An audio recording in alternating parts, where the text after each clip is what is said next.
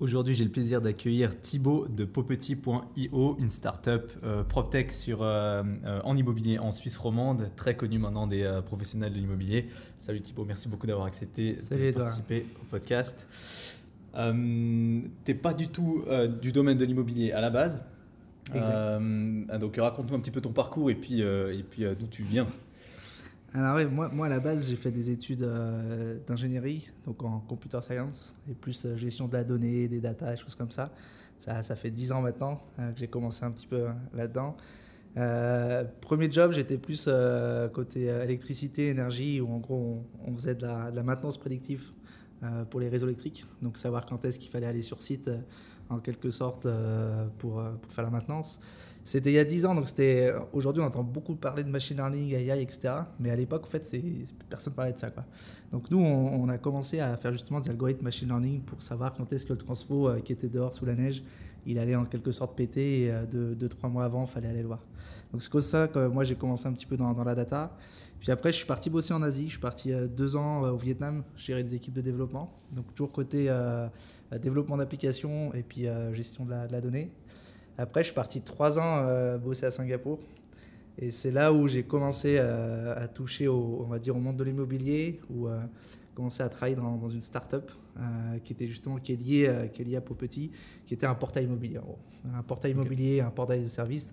Donc là, on était plus dans du B2B2C, B2C.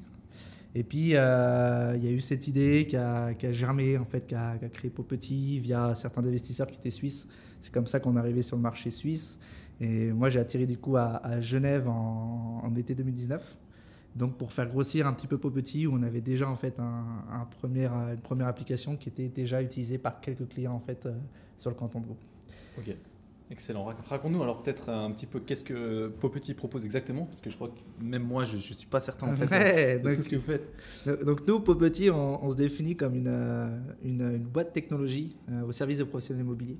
Et plus spécialement, nous, notre boulot, en fait, c'est de développer un outil d'aide à la prospection. Donc, on a commencé avec un outil qui s'appelle Landev, qui est plus un outil d'aide à la prospection de terrain. Donc, penser en fait des terrains qui sont intéressants pour des futurs développements immobiliers. Et puis, petit à petit aussi, on commence à toucher un petit peu plus au courtage, où notre application, par rapport aux données et aux différentes fonctionnalités qu'on a mis à disposition, est de plus en plus utilisée aussi par des courtiers, même qui n'ont pas de possibilité, on va dire, ou de volonté de faire du développement derrière. Ok, donc ils utilisent votre plateforme. Alors un promoteur, je comprends bien, il voit donc vous avez une map qui est interactive avec plein d'informations dessus. J'ai eu la chance d'ailleurs de faire un essai, un exercice avec vous Cool. qui était très intéressant. Et puis le développeur, je vois bien, il repère les terrains assez rapidement, du coup il gagne beaucoup de temps. Et puis le courtier, dans quel cas exactement il peut l'utiliser? En fait, nous, on va récupérer énormément d'informations. Notre but, c'est vraiment de récupérer de l'information aussi bien au niveau du territoire, donc c'est-à-dire en quelle zone on est, est-ce que c'est constructible, quelle commune, etc. Des données un petit peu socio-économiques. Beaucoup de données au niveau des mises à l'enquête, donc qu'est-ce qui se passe dans le territoire. Des données aussi au niveau qu'on va récupérer des annonces immobilières. Puis dans certains cantons où c'est public aussi au niveau de la transaction. Donc si tu es un courtier, si tu veux, tu vas être au courant un petit peu de ce qui se passe dans ton territoire. Ça peut être via notre système d'alerte, via une façon un petit peu plus proactive toi-même d'utiliser la carte de recherche, qui va te permettre en fait de mieux connaître ton territoire. Donc tu restes au courant de ce qui se passe en termes de mise à l'enquête, d'annonces, etc. On est capable derrière aussi de créer des rapports, notamment des comparables. Si tu as un client, si tu veux, qui est aujourd'hui en train de vendre un appart de 4 pièces et demie, on va dire... sur Montreux, via les comparables et via les dernières annonces qu'il y a eu sur les 6 derniers mois, tu es capable de montrer à ton client, en fait, je pense que tu ne vas pas le vendre à 1,2 million, je pense qu'on est plus à 1 million, quoi, essayer de convaincre. Okay. Donc il y a tout un ensemble d'outils qu'on met à disposition et qui est aussi bien utilisé par les courtiers que les développeurs immobiliers. Mais c'est vrai que nous, la première idée en fait, derrière Popetit, quand je parlais de logiciel de prospection, c'est vraiment quelque chose qu'on a développé qui s'appelle le développement score. Et le développement score, en fait, c'est qu'on donne un score automatique à toutes les parcelles en Suisse, un score de 0 à 100. 0, c'est inintéressant pour un développement immobilier. 100, c'est très intéressant pour un développement immobilier. Donc ça peut aider aussi le courtier qui reçoit un mandat d'une maison ou d'un terrain avec un potentiel de densification, de s'orienter directement vers un promoteur ou pas forcément en fonction de ce qui est possible de faire. Exactement. Nous, on voit pas mal de use cases. En fait, des fois, c'est presque nos clients qui créent aussi des nouveaux use cases par rapport aux données qu'on met à disposition. Et ça, c'est intéressant. Et là, tu viens d'en expliquer un, c'est-à-dire que bah, tu reçois un mandat. Ouais. Et juste en 15 secondes sur l'application, tu peux avoir des informations sur ce qui peut être fait dessus au niveau des règlements d'urbanisme, donc PGA si on est sur Vaud ou d'autres si on est dans d'autres cantons. Et puis tu peux te dire, ah ouais, en fait, ici, cette ville-là, peut-être que c'est plus intéressant que j'aille voir un développeur parce qu'il y a au niveau du prix, plutôt que vendre à un privé, on peut faire un développement en fait, sur cette parcelle et ce serait plus intéressant. Donc ça permet aussi de facilement, en fait, très facilement, pas seulement faire de la recherche proactive, mais de checker des dossiers qui rentrent pour savoir si ça peut être intéressant pour faire des développements. Ok, mais donc ça veut dire que vous avez répertorié et puis vous êtes toujours en train de checker les lois, l'évolution des zones, des parcelles, des règlements communaux, surtout maintenant avec la latte, il y a un gros réaménagement complet. C'est un travail monstrueux. C'est, comme tu dis, c'est monstrueux. Donc nous on l'a pris on va dire qu'il y a 3 étapes dans notre logiciel. Parce que comme tu dis, il y a eu la LAT en 2014, là. Le temps qu'ensuite ce soit transcrit au niveau cantonal et ensuite transcrit au niveau communal. Il y a beaucoup encore de communes qui sont en train de revoir leur règlement d'urbanisme actuellement. Donc nous, la première approche qu'on a fait, on ne pouvait pas, rien que sur Vaud, on a 310 communes, on ne pouvait pas en fait checker les règlements d'urbanisme de chaque commune et les rentrer. Donc la première approche qu'on a fait, on a fait une approche algorithmique, c'est-à-dire qu'on fait une analyse spatiale. Par exemple, je suis dans une ville et je connais toutes les zones qui sont en zone de moyenne densité dans cette ville. Et donc, en analysant aujourd'hui les bâtis qu'il y a dessus, on est capable de dire, bah, aujourd'hui, je pense que vous avez le droit de faire 3 étages sur cette parcelle, vous avez le droit de bétonner à peu près 20%, et si on ne rentre pas dans les données techniques, les CUS, les COS, etc., on est capable d'estimer à peu près ces données. Donc, c'est vraiment une analyse spatiale, et ça nous permet c'est comme une estimation un petit peu immobilière, ça nous permet déjà de donner une idée sur ce que vous pouvez faire. Ça, c'était la première étape, et c'est comme ça, quand on ouvre un nouveau canton, on est capable d'avoir directement disponible sur toutes les communes, parce qu'algorithmiquement, on est capable d'estimer ce que vous pouvez construire dessus. Bien sûr, il y a une marge d'erreur, et c'est comme les évaluations immobilières, il y a des endroits où on est très bon, il y a des endroits où on est beaucoup moins bon, parce Bien que sûr. La marge d'erreur est plus grande. Donc il faut toujours confirmer après. Voilà, alors deuxième step, on a des personnes qui vont chercher tous les règlements d'urbanisme, et ça c'est la seule donnée qu'on rentre manuellement, c'est voilà, quel est le nombre d'étages que vous pouvez faire ici, c'est quoi les distances aux limites, c'est quoi l'IOS, c'est quoi les bus, etc. Tous les indices qui sont intéressants pour les constructions. Ça c'est le deuxième. Ça, vous n'aviez pas, avec l'intelligence artificielle, à faire lire les règlements puis à essayer de... C'est impossible. En fait, on a essayé au début, mais je pense que toi, tu lis des règlements. Et encore, dans le Valais, ça va à peu près, parce que je pense qu'il y a une boîte d'urbanisme qui en fait beaucoup. Mais par exemple, sur Vaud ou même sur Fribourg, ça va à peu près. Le template n'est jamais le même. Ouais. Des fois, vous avez en plus un beau PDF. Des fois, c'est une image qui a été photocopiée. Il y a même des annotations à la main dessus. Donc, c'est fou, quoi. C'est hyper long. Et donc, non, ça prend moins de temps de passer du temps dessus, en quelque sorte, manuellement. Pourquoi on accepte aussi de le faire manuellement ? Moi qui viens de la data, il y a vraiment une règle d'or, en quelque sorte. C'est ne jamais utiliser des données qui sont entrées à la main. Pourquoi ? Parce que c'est prone to error, ça veut dire que quand vous rentrez une donnée, vous êtes un 0 de trop, etc. Donc souvent, il y a beaucoup d'erreurs. Et en plus, c'est long et c'est cher. Parce qu'il faut payer quelqu'un derrière qui le rentre à la main. Sauf que là, on parle de règlements qui vont rester 10 ans, 15 ans. Certains, ils sont depuis 78, enfin 20, 30 ans. Ouais. Donc, vous pouvez vous permettre de passer 2 heures, 3 heures dessus, même si c'est un coût pour les rentrer, parce que vous savez que c'est une donnée qui va rester dans le temps. Alors que si c'était donné, on va dire, plus temps réel, laissez tomber, si ça vous prend 1 heure pour la rentrée, elle est déjà fausse quand vous la rentrez, donc vous laissez tomber. Donc c'est pour ça qu'on a accepté ça. Et la troisième étape, en fait, c'est qu'effectivement, on dépend aussi de la donnée publique et on ne peut pas anticiper aussi les nouveaux règlements. Par contre, toi qui es un professionnel immobilier, tu es dans ta zone, tu es spécialiste de ta zone, tu sais que cette zone, elle va bouger. Tu sais qu'ils sont au niveau communal, ils sont en train de revoir pour la transformer à la hausse ou à la baisse. Et donc, on donne aussi la possibilité à nos utilisateurs de rentrer les données. C'est-à-dire, voilà, nous, on a dit que tu peux faire ici, tu peux bétonner 20%. Non, moi, je dis cette parcelle, on peut faire 40%. Mais en plus, on va te dire, et cette donnée de 40%, tu veux l'étendre à toute cette zone ou seulement à cette parcelle ? Toute cette zone. Et du coup, après, nos utilisateurs, ils vont créer leur propre carte avec leurs propres connaissances qui sont que pour eux, parce que toutes les données qui sont rentrées dans Popetit via l'utilisateur restent seulement pour les utilisateurs de Popetit et n'est pas partagée avec nos autres utilisateurs. Donc il y a vraiment l'analyse spatiale au début, nous on va chercher des données manuellement, et troisièmement, il y a le professionnel avec sa connaissance du milieu qui lui-même en fait peut améliorer le logiciel juste pour lui et avoir ses propres informations. Ok, ça veut dire qu'il l'améliore que pour lui, donc les autres utilisateurs qui vont se retrouver dans la même région, en utilisant Popetit, doivent aussi faire le travail eux-mêmes. Exactement. Ok. Nous, on amène un outil pour les professionnels immobiliers, on va récupérer des datas, on donne à disposition des datas. Par contre, on part du principe que les données qui sont en quelque sorte une connaissance ou une compétence du professionnel, bah, elle n'a pas à être partagée avec tous les autres. Parce qu'on ne va pas se leurrer, il y a la compétition aussi, donc en quelque sorte, si vous prenez le temps de créer vos propres maps, vos propres modèles, ils restent pour vous du coup. Ok, ouais, parfait. Oui, alors c'est très intéressant parce que justement, je pensais aux zones réservées. Les zones réservées, c'est ces zones, on ne sait pas trop. C'est pour le moment, c'est gelé, mais peut-être que ce sera densifiable un peu plus qu'avant, ou peut-être que ça devient une zone agricole. Et ça, pour un logiciel comme le vôtre, ça doit être une horreur. Alors, nous, les zones réservées, ça rentre dans une autre catégorie, c'est les restrictions. Okay. Donc, en fait, zone réservée, on va vous montrer en fait s'il y a du potentiel ou non par rapport au règlement actuel. Par contre, vous allez voir direct restriction, cette zone est réservée. C'est pareil, il y a d'autres restrictions qu'on va vous mettre à disposition. C'est bâtiments protégés. On peut se dire, tiens, il y a un potentiel, etc. Ouais, mais attention, tu as un bâtiment, tu peux pas y toucher, même une rénovation, c'est la galère, tu vois. Ouais. Donc, en fait, le potentiel théorique, il y a pas mal de parcelles, il y a un potentiel théorique qui est là. Mais en pratique, en fait, c'est compliqué. Les autres restrictions qui sont hyper importantes, c'est les zones polluées. Ouais, pareil, ouais, il y a une potentiel, en fait, mais là, c'était une station-service. Donc, oui, il y a un potentiel, mais au niveau du coût de dépollution, ça va être catastrophique. Il y a aussi, il y a plein d'autres restrictions qu'on va mettre ensemble. Notamment des restrictions aussi au niveau de est-ce qu'il y a de la DDP dessus, est-ce que c'est une zone de protection des eaux.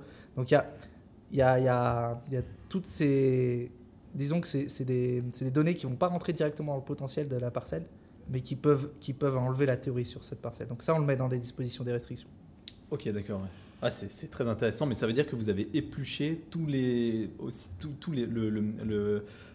registres de patrimoine bâti protégé aussi. Alors. Ouais, alors ça, c'est les données. Nous, toutes les données aujourd'hui qu'on a sur Popetit, les seules qu'on rentre manuellement, c'est les règlements d'urbanisme. Okay. Le reste, en fait, on s'appuie sur de l'open data. Donc, c'est des données aujourd'hui qui sont publiques et qu'on peut récupérer. Alors, ça peut être des données qui sont données au niveau cantonal, au niveau communal, au niveau fédéral, mais aussi via d'autres registres, tels OpenStreetMap ou d'autres informations. Okay.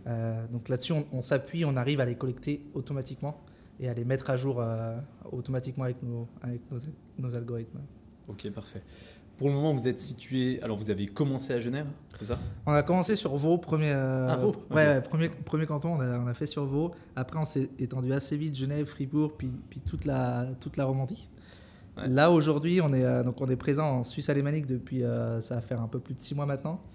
Et aujourd'hui, Popetit, c'est présent dans 14 cantons. Ah ok, donc ok. Et puis comment ça se passe le développement en Suisse allemande? C'est un peu plus compliqué ou bien c'est un autre monde. Hein. C'est pour ça qu'on a ouvert un bureau sur Zurich avec un représentant là-bas qui fait des démos. Nous aussi, on a une volonté, un Popetit qui est important pour des clients notamment qui sont présents sur plusieurs cantons, c'est que la donnée, en fait, on la standardise. C'est-à-dire qu'aujourd'hui, quand vous faites une analyse ou quand vous accédez à la carte, que vous soyez dans le Valais, à Zurich ou à Genève, vous allez voir exactement la même information. Ça, c'est assez puissant pour notamment des acteurs qui sont sur toute la Suisse, parce que sinon, ils ont l'habitude qu'à chaque fois, entre cantons, ils sont en train de switcher de portail et switcher d'informations. Donc ça, c'est une importance pour nous. Et puis la Suisse alémanique, le premier travail qu'on a fait, c'est qu'on commence à être à peu près connu un petit peu, en tout cas en Suisse romande, pas dans tous les cantons. Donc il y a un bouche à oreille qui se fait. Suisse alémanique, on commence ce travail un petit peu plus de PR, de communication, enfin qui est Popetit, qu'est-ce qu'on fait, pourquoi. Et donc là, on commence on a déjà signé nos premiers clients. Et on voit une appétence qui est tout aussi grande en fait là-bas que ce qu'on peut voir au niveau suisse romande. Quoi. Vous recommencez un petit peu à zéro, mais en Suisse allemande cette fois. Ouais, c'est un petit peu, au niveau effectivement au niveau communication, c'est un petit peu ouvrir un nouveau pays quoi, en quelque sorte. C'est un peu ça. C'est la problématique de la Suisse. Ouais, c'est un peu ça. Mais même tu vois, on parle de la disponibilité dans 14 cantons. C'est pas qu'on veut pas ouvrir les cantons, mais c'est que les données du territoire. 80%, c'est des données cantonales, voire communales. Donc nous, à chaque fois qu'on ouvre un nouveau canton, c'est une nouvelle source de données, c'est presque ouvrir un autre pays en quelque sorte. Ouais. Et c'est pour ça qu'on est obligé d'y aller canton par canton. Quoi. Et en fonction du canton et de la commune, on n'a pas les mêmes informations non plus. Exactement. Donc, vous avez des quartiers, sur votre map interactive, vous avez des parcelles qui sont beaucoup plus précises, avec des informations beaucoup plus précises que d'autres. Exactement. Okay. Ça, c'est aussi intéressant parce qu'il y a des cantons qui sont beaucoup plus avancés en termes d'ouverture des données, d'open data. Je prends Genève par exemple qui a une politique très avancée là-dessus. C'est les meilleurs.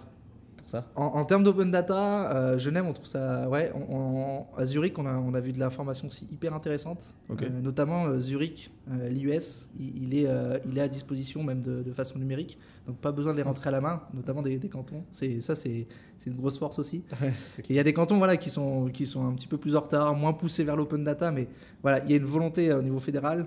Et puis il y a une volonté qui n'est pas seulement en Suisse, mais tout le monde est en train de se rendre compte de l'utilité en fait de mettre à disposition ces données plutôt qu'elles dorment en quelque sorte ou sur des serveurs. Donc c'est quelque chose qui va arriver de plus en plus. Et là où on doit faire attention, c'est que théoriquement, nous, quand on met à disposition une donnée, on veut qu'elle soit disponible pour tous les cantons. Donc quand on nous demande une nouvelle donnée, généralement on va chercher dans le canton où on sait que c'est le plus galère de les trouver. Si on l'a là, c'est bon, on les trouvera dans les autres cantons. D'accord. On essaie de travailler un petit peu comme ça. Alors il y a certaines données qui sont notamment des restrictions qui sont disponibles que dans des cantons ou d'autres. Ouais. Mais du coup on donne des informations aussi à nos utilisateurs. Ok, ouais, parfait. C'est quel canton qui est le plus restrictif à ce niveau-là? Il y a bizarrement, Vaud, ils sont assez restrictifs. C'est pas qu'ils n'ont pas les données, mais en termes d'open, de les mettre à disposition. Ouais. Voilà. Ça s'est durci d'ailleurs, hein. C'était moins compliqué avant. Alors, moi, je suis peut-être pas là depuis assez longtemps, mais je sais que petit à petit, en fait, ça va s'ouvrir parce que c'est obligatoire. Même les pouvoirs publics, ils se rendent compte en quelque sorte quel est l'intérêt en quelque sorte de mettre à disposition de l'open data. Ouais. Derrière, vous créez des nouveaux services, vous créez des nouvelles fonctionnalités. Derrière, c'est de l'emploi qui est créé, c'est des impôts qui rentrent, etc. Donc, ça, je pense que tout le monde est en train de s'en rendre compte. On perd beaucoup de temps dans le vide aussi. Ouais, c'est exactement ça. Puis c'est une donnée qui a été récupérée via l'argent public en quelque sorte, via les impôts. Donc, autant la mettre à disposition aussi à disposition du territoire. Le Valais est en train de beaucoup de travailler, en train de sortir une nouvelle application aussi, un nouveau portail qui mettre à disposition de plus en plus de données. Donc ça, c'est assez intéressant. Après, les derniers cantons, c'est pas moi qui les ai ouverts personnellement, donc c'est des gars de l'équipe data. Donc je ne saurais même pas te dire exactement où on en est. Mais ça a toujours été une problématique chez Popetit d'être capable d'avoir un système qui est assez mouvant et soluble pour être capable de s'adapter aux différents cantons, quoi. Ah, je pense que la Suisse, pour ça doit être une horreur. Parce mais après, ce qui est bien, c'est que si vous voulez sortir de Suisse, vous avez déjà l'expérience d'avoir ouvert 26 cantons, 26 pays. Donc, c'est ça. Donc voilà. Après, vous allez en France, vous allez à Paris, il y a toute la data sur le territoire et c'est bon, vous avez déjà. Donc c'est un bon use case pour travailler l'expansion. On va parler de ça justement parce que je sais que, alors du coup en France, c'est assez connu. Là, il y a Calfoncier qui est assez connu en France. En Suisse, vous avez des concurrents ou pas du tout en fait? Vous êtes les seuls? Non, on a des concurrents là. On a des concurrents. Et qu'on pourrait dire direct et même d'autres indirects en fait en quelque sorte. Par exemple, si on cite du Sifi, du Vist, du Farlander, c'est en quelque sorte des concurrents directs aussi, parce qu'ils ont des plateformes à disposition qui donnent des informations comme nous. Bindexis par exemple, qui va donner des informations sur les permis de construire. C'est un petit peu un concurrent aussi parce que nous aussi on donne des informations sur les permis de construire. Après en Suisse alémanique, on voit des logiciels, des marques qui font un petit peu aussi ce qu'on fait au niveau plus de potentiel de recherche immobilier. Rampionnière, Amenity aussi, qui sont un petit peu dans ce jeu-là. Et c'est chouette. C'est chouette parce que nous, quand on a commencé il y a 3 ans, le truc un petit peu compliqué, c'est, tu vois, quand je te le dis comme ça à l'oral avec un professionnel immobilier, on a une solution qui te permet d'automatiquement gagner du temps pour voir le potentiel de parcelle. Ouais, on s'imagine pas ce que c'est, tu vois, c'est genre non, c'est trop compliqué et ça l'est. Hein, et alors qu'aujourd'hui, vu qu'on est plusieurs, c'est plusieurs personnes qui éduquent, donc plusieurs personnes qui font des démos, donc les gens savent que ça existe. Et puis après, c'est de la bonne compétition, c'est le meilleur logiciel qui l'emporte et voilà. Donc je pense que ça c'est une bonne chose, que ça se développe de plus en plus en quelque sorte là-dessus. Ouais, puis a priori, même des gros investisseurs commencent à vous faire confiance, hein, des gros clients même. Et puis j'ai vu que la Vaudoise avait investi dans la boîte, c'est juste? Ouais, on a fait une levée de fonds donc début 2021. Ok, c'est récent en plus. Ouais, c'était assez récent. Et l'idée effectivement, c'était d'accélérer notre développement et notamment ouvrir la Suisse alémanique. Ah ok, ça vous a aidé à lancer la Suisse alémanique alors. Ouais, et En fait, l'idée un petit peu, c'était soit on s'appuie sur nos revenus existants et puis on continue d'ouvrir un canton, petit canton, ou soit on fait une levée de fonds justement pour faire entrer de l'argent et accélérer un petit peu plus vite sur notre expansion. Donc c'était vraiment l'idée derrière. Et puis l'idée de faire entrer aussi la Vaudoise dans notre capitale, c'est que déjà, c'est pas considéré comme un acteur, un compétiteur par rapport à nos clients.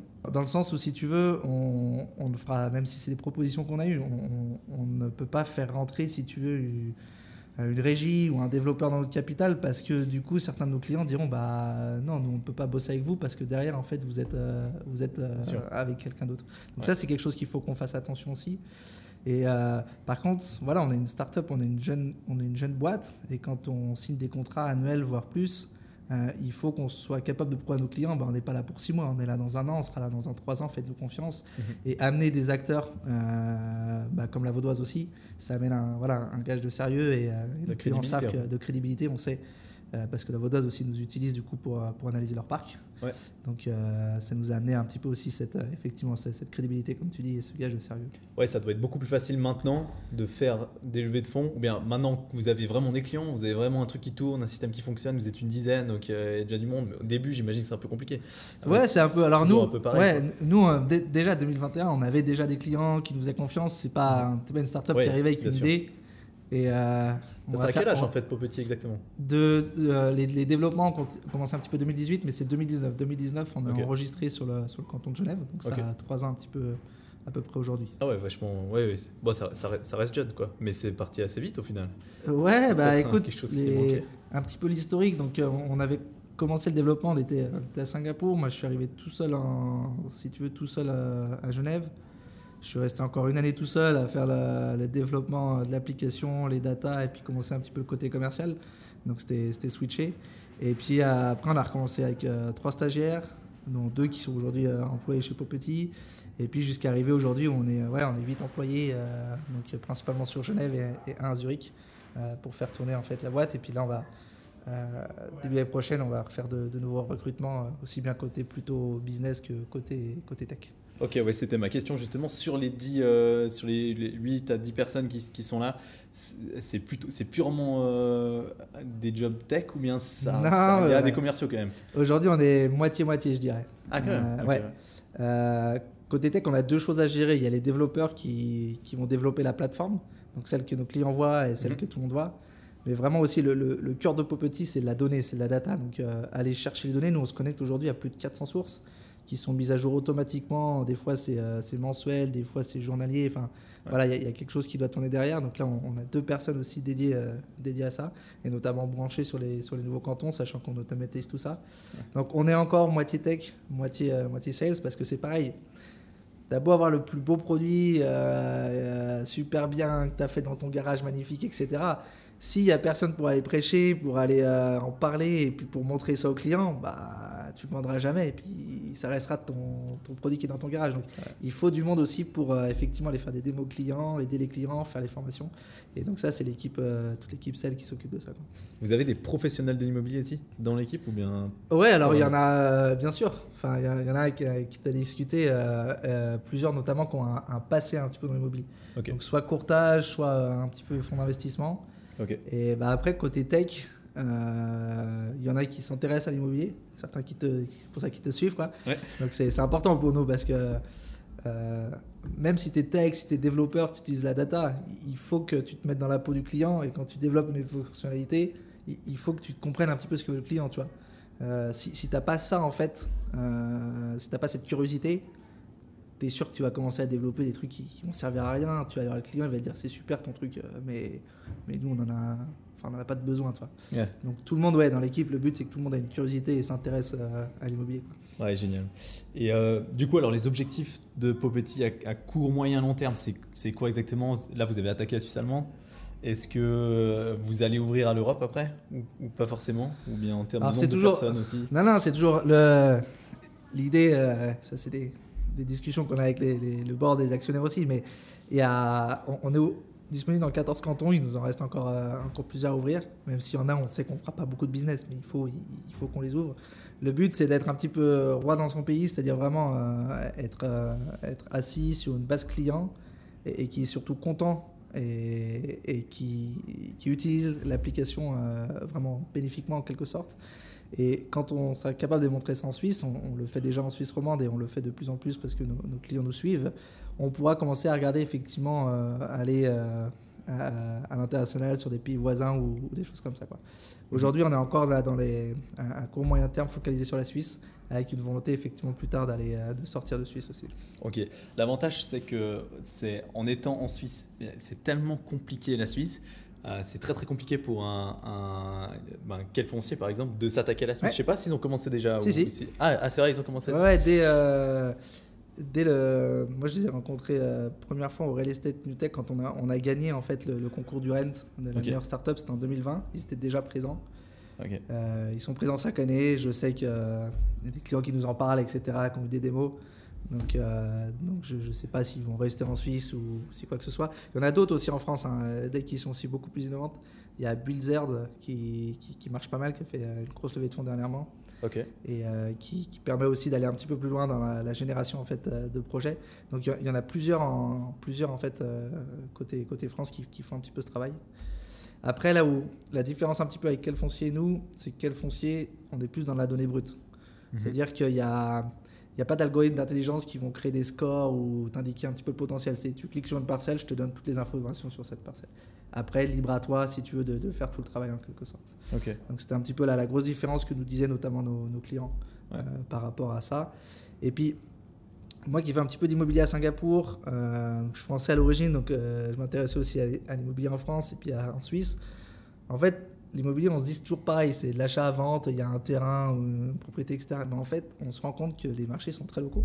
Mais même, je pense que toi, tu te rends compte que dans le Valais, c'est pas du tout la même chose que sur Vaud ou à Zurich. Et même, c'est micro-situationnel. Dans les cantons, exactement, il y a plein de différences. Exactement. Et donc, à chaque fois que tu veux ouvrir un nouveau marché, et ben en fait, tu dois t'adapter à des logiques en fait, de pays ou même de cantonales qui sont parfois, si vous n'êtes pas dans le pays, pour comprendre et discuter avec les clients, qui sont compliqués à comprendre quoi, et à mettre en œuvre. Et tu le dis, la Suisse, elle est un petit peu protégée aussi, mais ça, c'est pas que pour nous, c'est pour tout le monde des startups, je dirais, en Suisse. C'est pas l'Union européenne, il n'y a pas l'euro, c'est pas les mêmes règles. Donc, tu as une startup en Suisse, en Allemagne qui fonctionne bien, ou une startup en France qui fonctionne bien.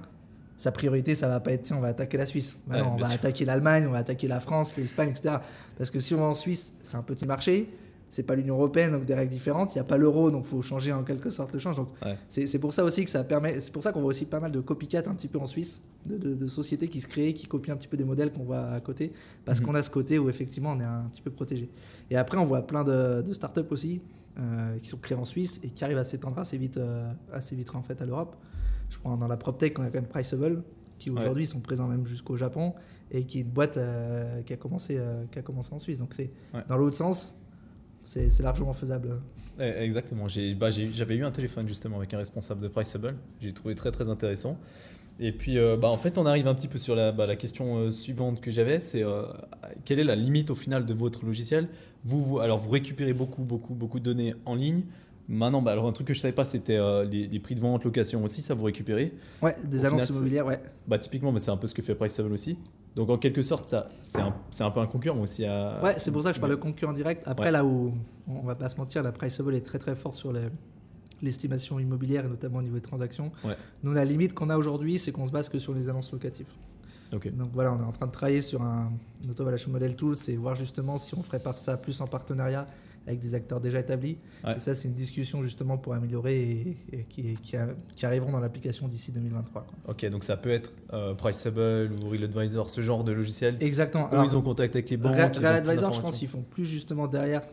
Ils utilisent Priceable ou Vust ou Sifi. Ouais, juste. Ouais. Et par contre, voilà, au lieu de développer en interne un Auto Valuation Model Tools ou un modèle hédoniste, aller voir ces acteurs établis.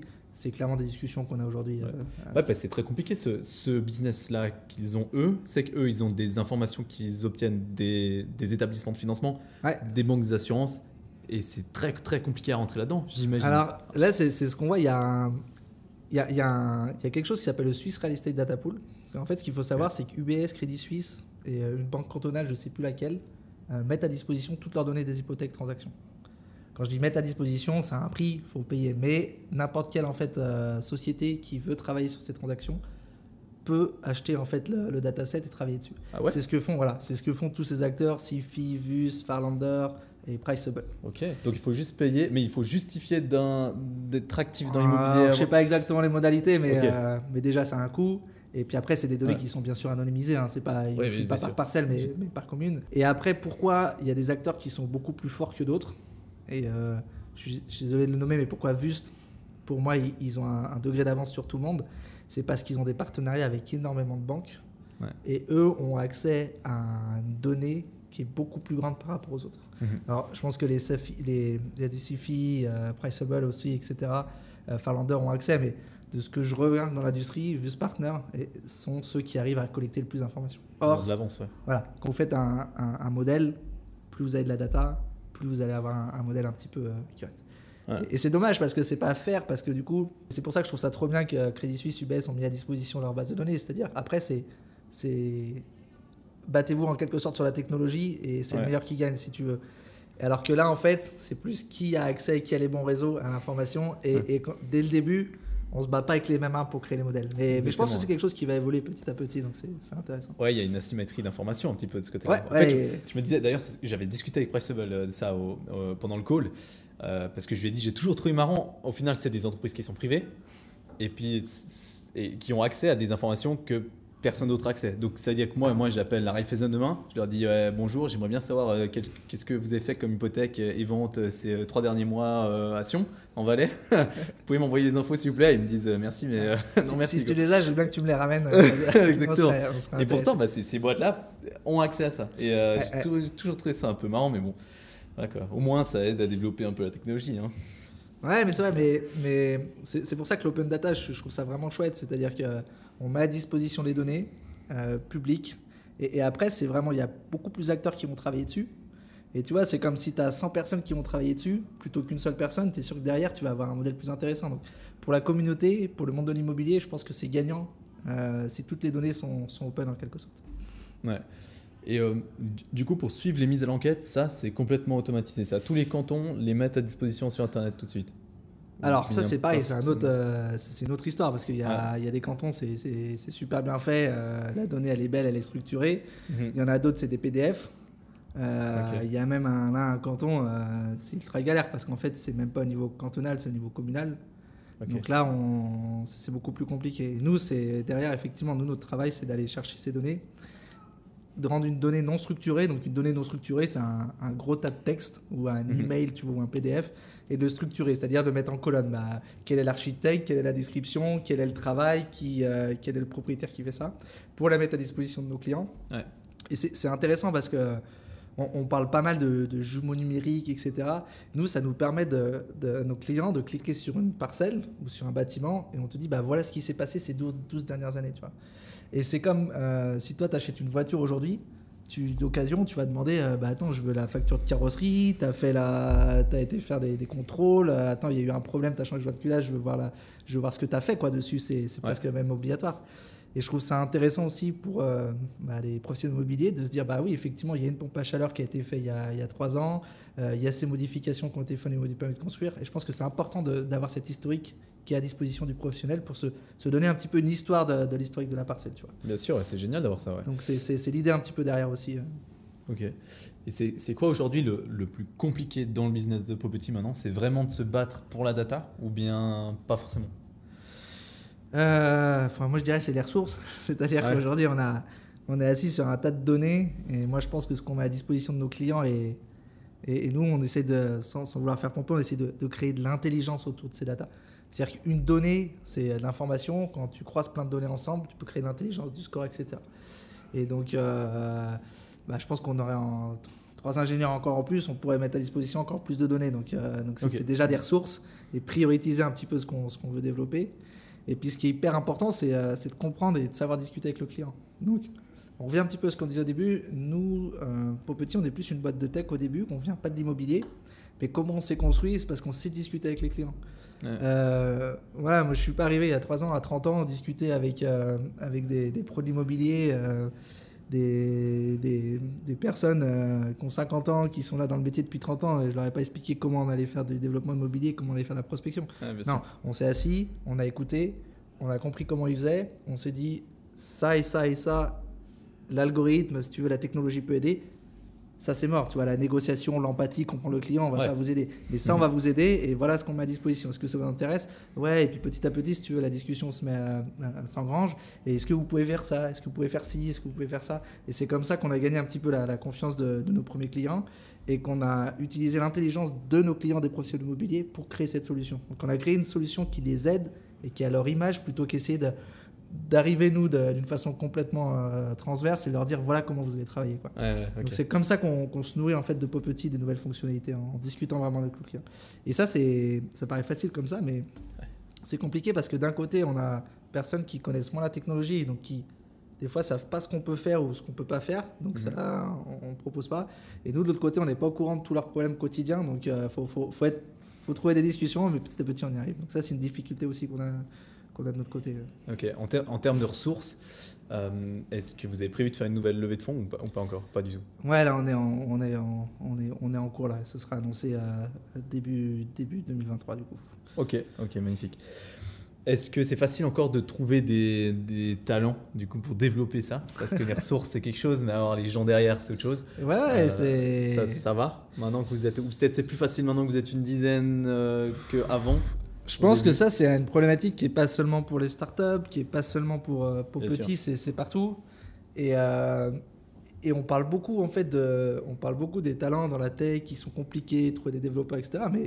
Mais trouver des gens business, commerciaux, qui sont curieux, etc., c'est aussi compliqué. Enfin, donc, c'est vraiment tout. Puis le but, c'est de trouver des gens qui correspondent à vos cultures, etc. Donc non, chaque développement est un peu compliqué, mais aujourd'hui, on y arrive. On amène quelque chose aussi, de l'innovation, on amène une ambiance, une culture qui est appréciée en fait aussi dans l'équipe. Et c'est ça qu'on essaie de faire transpirer dans les entretiens et quand on essaie de recruter des talents. Donc aujourd'hui, on arrive plutôt à faire des bons recrutements. Ok. Alors si on sort du coup maintenant un peu de la tech pour parler plus marketing et commercialisation, c'est quoi votre approche vous du marketing? C'est quoi votre stratégie maintenant? C'est plutôt vous appelez simplement les agences immobilières, vous envoyez des flyers ou beaucoup de pubs digitalisées ou bien... Alors c'est pas quelque chose aussi qui est fixe parce qu'on essaie toujours de se réinventer un petit peu au début, mais déjà ce qu'il faut se dire c'est qu'on fait du B2B. Donc effectivement le B2B ça va pas être la même chose que nous on discute avec des entreprises, ça va pas être le même focus en termes marketing que si on faisait du B2C. En termes de digital, on utilise pas mal LinkedIn. Tu vois, d'essayer de cibler justement des professionnels immobiliers, d'essayer de leur montrer en quelque sorte un petit aperçu de ce que peut faire le logiciel. Après, on a de la chance maintenant d'être à peu près connus aussi un petit peu dans le milieu. Donc, il y a des gens qui viennent vers nous parce qu'ils ont entendu ou parce que quelqu'un leur a parlé de la solution. Ou ce qui est intéressant aussi, ce qu'on voit, c'est des fois des courtiers qui changent de boîte et qui changent de régie, par exemple, et qui du coup demandent à ce qu'on vienne faire une démo. Donc, nous, le but chez Popetit, c'est d'aller faire une démo chez le client. Parce que, je répète un peu ce que je t'ai dit au début, c'est compliqué avec des mots d'expliquer vraiment ce que fait le logiciel. C'est très visuel, en quelque sorte. Et après, quand on fait la démo, il y a la magie qui opère un petit peu. Et là, les gens comprennent. Il y a beaucoup de discussions qui s'engrangent, etc. Donc, c'est vraiment faire une démo. Donc, l'outil que vous utilisez le plus vraiment pour attirer les entreprises, c'est LinkedIn. Aujourd'hui, c'est ce qu'on a essayé, si tu veux, sur Google. Et ça change un petit peu, mais il y a 2 ans, une solution comme Popetit, ça n'existait pas. Et donc, si ça n'existe pas, en fait, ce qu'on s'est rendu compte, c'est que les gens ne cherchaient pas sur Google, tu vois. Ouais, bien sûr. En fait, le professionnel immobilier, le mec qui cherche des terrains, il tapait pas logiciel pour identifier des terrains suisses. Ouais, bien sûr. Donc, tu veux, on aurait pu acheter des trucs publicitaires, on n'aurait rien eu. Ils servent à rien. Ouais, voilà, ça servait à rien. Et puis après, le peu qu'on a fait un petit peu sur Facebook aussi, on s'est retrouvé plus en fait avec des particuliers qui avaient une parcelle et qui voulaient savoir ce qu'il y avait dessus. Donc, c'était pas notre cible, en quelque sorte. Et puis oui, après, il y a la bonne méthode aussi qui marche très bien, où on contacte directement, on envoie des mails à des agences immobilières, on fait des salons. Je parlais du Rent, là, chaque année, qui est à Lausanne, au Swiss Tech Convention Center, qui ramène un petit peu tous les professionnels. Donc, on essaye un petit peu plusieurs techniques en quelque sorte pour discuter avec eux. Quoi. Ouais. Et vous faites que du B2B alors, hein, ça vous arrive jamais de bosser avec des particuliers solo comme ça? Enfin, il n'y a pas vraiment d'occasion au final. Pas aujourd'hui, ouais. Non, Ouais, pas aujourd'hui. ok. C'est pas quelque chose qu'on se refuse et qu'on ne fera jamais. C'est qu'aujourd'hui, quand tu ouvres l'application, tu as quand même beaucoup de données. Je vais te parler d'iOS, d'ibus, de distance aux limites, voilà, Ouais. qui sont des données très techniques. Et on peut pas, si je donne ce rapport-là à quelqu'un, et quand je dis quelqu'un, c'était moi il y a 3 ans, je veux dire, c'était imbitable. Ouais, Pour bien moi, sûr. je comprenais rien, tu vois. Donc, Ouais. donc si on met à disposition ces rapports à des personnes lambda qui ne sont pas des professionnels immobiliers, il va falloir qu'on vulgarise. Donc, c'est quoi un CUS, c'est quoi un US, c'est quoi un IBUS, pourquoi là on parle d'IBUS à Valais et on va parler d'IUS ici à Vaud. Donc, c'est tout un autre travail. Et je pense que si un jour on vient en fait en quelque sorte au niveau des particuliers, c'est pareil, derrière, faut que tu envoies toute une machine marketing. C'est-à-dire que ne suffit pas d'avoir un beau rapport en quelque sorte intéressant pour les particuliers, il faut qu'ils sachent que Popetit existe et qu'ils peuvent l'utiliser. Mhm. Donc je pense que si un jour on va dans cette démarche, on fera plus du B2B2C. Ouais, C'est-à-dire, bien je sûr. sais pas, tu vois, par exemple, mettre à disposition sur un portail immobilier, by the way, est-ce que tu veux un rapport Popetit qui te permet de savoir si tu peux faire de la surélévation sur ta parcelle Ok. ou si tu peux rajouter des choses, quoi. Ouais. Mais voilà, c'est pas des portes fermées, mais aujourd'hui on est plus focalisé sur du B2B. Il y a déjà assez de choses à faire, je pense. Ouais. Du coup, toi qui es dedans tout le temps, qui a contact avec des professionnels de l'immobilier, des agences et des développeurs tout le temps, c'est comment tu vois vraiment, je ne sais pas si tu vois déjà une évolution par rapport au début, ou comment tu vois l'avenir, l'évolution de l'immobilier et du développement immobilier plus particulièrement en Suisse par rapport déjà à tout ce qui se passe, les lois, les contraintes administratives qu'on a. Et puis le professionnalisme de l'immobilier aussi qui va arriver un peu avec le temps, j'imagine, avec un peu plus de formation et puis, ou même de digitalisation pure du développement. Je ne sais pas si ça a déjà évolué en 3 ans. Ouais. Si- Ah, il y a plein de questions dans ta question. Ouais. Mais je pense qu'on peut parler de plusieurs choses. La digitalisation dans l'immobilier, le professionnalisme de l'immobilier. Enfin, moi, ça, je ne jugerai pas parce que je viens plus du côté de la tech Ouais, et bien j'ai sûr. pas aussi assez comment dire, de vécu d'historique. On est là depuis 3 ans, donc on est arrivé à un instant T, ça n'a pas beaucoup bougé. Moi, ce que je vois en tout cas, et le Covid a accéléré un petit peu les choses aussi, c'est qu'on a des acteurs qui sont de plus en plus enclins à utiliser des solutions digitales. Ok. Déjà, je veux dire un truc tout bête, hein, mais avant le Covid, donc c'est moi qui faisais les démos, mais j'allais chez chaque client dans leur bureau, on faisait la démo, etc. Physiquement. Ok. Ouais, physiquement. Aujourd'hui, je sais que donc, Arthur, qui est responsable surtout en Romandie, il y a plein de clients qui leur disent même non, mais on fait une visio, quoi. Ouais. Et ça, c'est un truc qui, franchement, avant, ça Nouveau. n'existait pas, quoi. Ouais. Ouais, les visios, ça n'existait pas, et maintenant, il y en a plein qui veulent le faire. Donc ça, c'est un outil digital.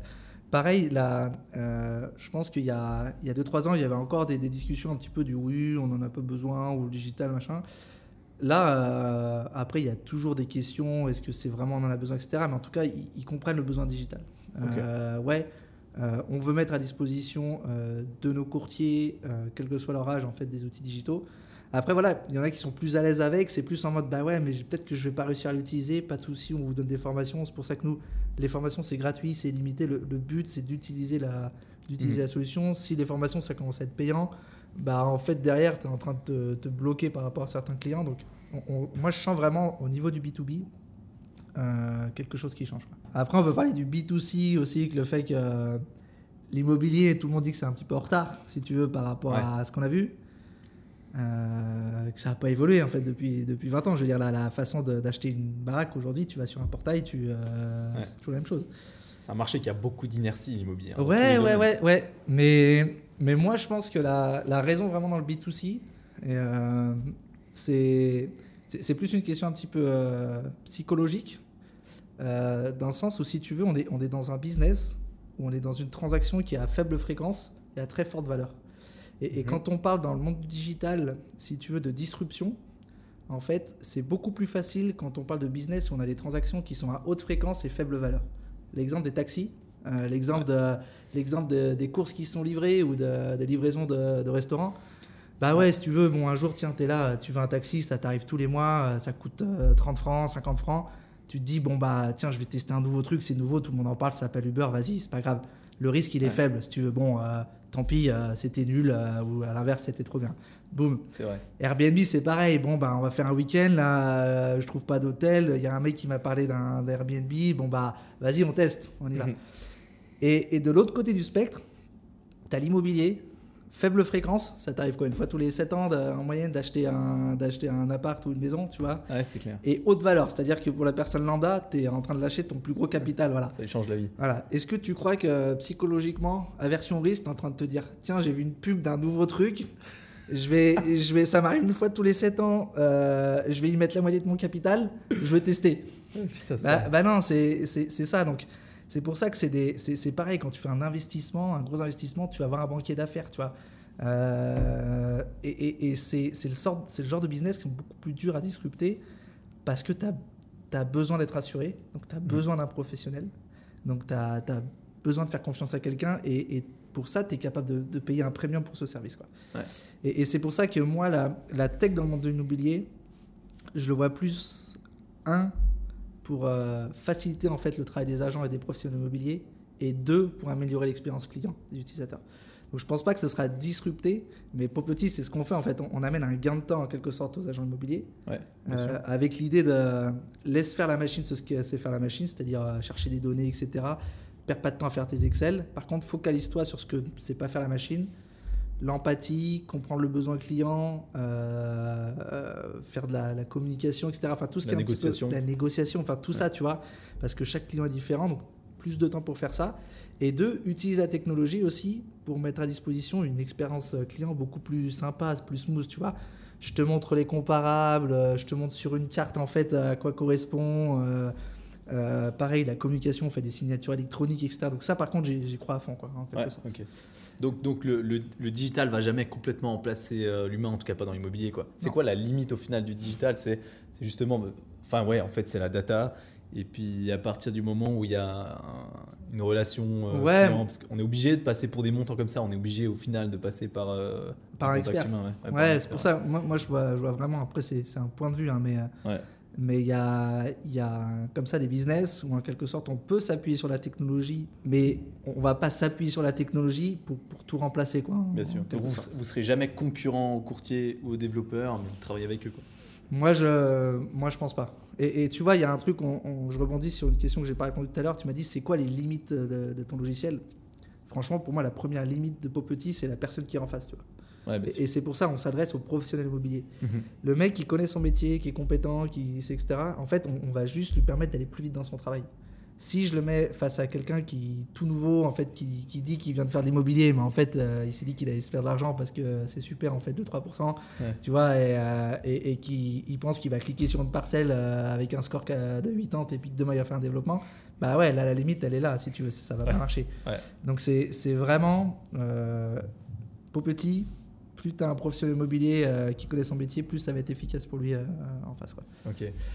D'un point de vue objectif de Popetit aussi à plus long terme cette fois, je dirais, c'est est-ce que le but c'est d'un jour développer un logiciel vraiment qui fonctionne, qui est partout en Suisse, utilisé par beaucoup de professionnels en Suisse, connu de tous les professionnels, et puis de vendre la solution à un gros groupe, ou bien vous ne pensez pas du tout à ça, ou est-ce que vous avez déjà reçu des offres ou, Alors ça c'est pareil, c'est des discussions plus côté du board, etc. Mais c'est il y a toujours, si tu veux, dans les startups, tu as plusieurs façons en fait de faire. Soit tu continues, en fait, tu deviens une PME, etc. et tu fais une super boîte. Soit tu fais un exit, c'est-à-dire que tu te fais racheter par une grosse boîte, comme tu dis, ou par un concurrent, ou tu fais une IPO, tu vas, si tu veux, tu vas sur la bourse suisse.